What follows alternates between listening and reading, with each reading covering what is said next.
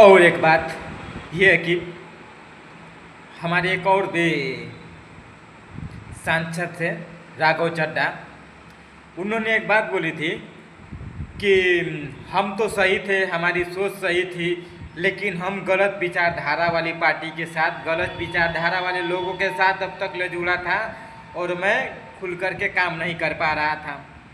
आज मैं उन चड्ढा सांसद साहब से पूछना चाह रहा हूँ और एक बात जानना चाह रहा हूँ कि यदि आप अच्छी पार्टी में गए हैं, अच्छी सोच वाली पार्टी में गए हैं और आप अच्छे सोचते हैं, तो नीट का पेपर लीक हुआ उस पर आप क्यों चुप हैं भाई? पेट्रोल डीजल गैस की महंगाई बढ़ रही, किल्लत हो रही है, उस पर आप क्यों चुप हैं?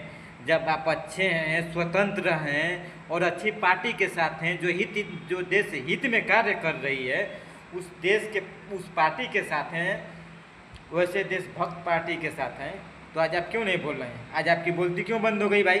आप कहाँ चले गए? आज आपके मुंह से क्यों नहीं निकल रहा एक भी शब्द कि नहीं नीट के पेपर जो इसमें धांधली हुई है, जो लीक हुआ है, इसके जिम्मेदार सरकार है? क्योंकि आप वो सांसद हैं राघव चड्ढा जी कि जो आपने बीजेपी को बड़े सदन में गाली दिया था, लेकिन आज उन्हीं के साथ जा कर के आप चुप हो गए। ये देश के साथ धोखा है, क्योंकि आप युवाओं की उम्मीद थी, युवाओं की ताकत थे, एक लोगों की उम्मीद थी, नए युवाओं में एक नई उमंग थी कि नहीं है कोई है सांसद जो हम लोगों की आवाज़ उठा रहा है।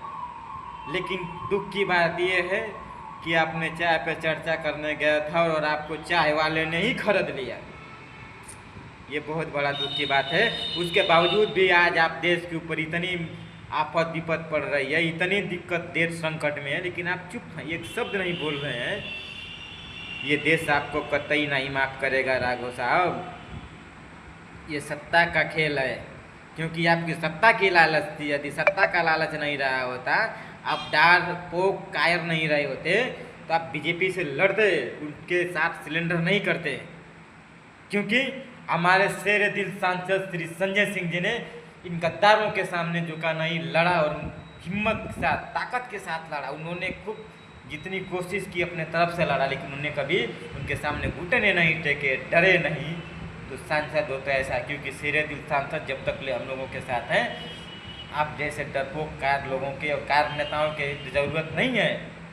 लेकिन आप याद रखिएगा सांसद साहब, आने वाला चुनाव में आपको जवाब पंजाब की जनता जरूर देगी, क्योंकि अब जिस लालच में गए हैं, सपना तो पूरा होने वाला नहीं है। जो था अब उसको भी बर्बाद कर दिए। लेकिन जो लोग नीट पेपर लीक होने पर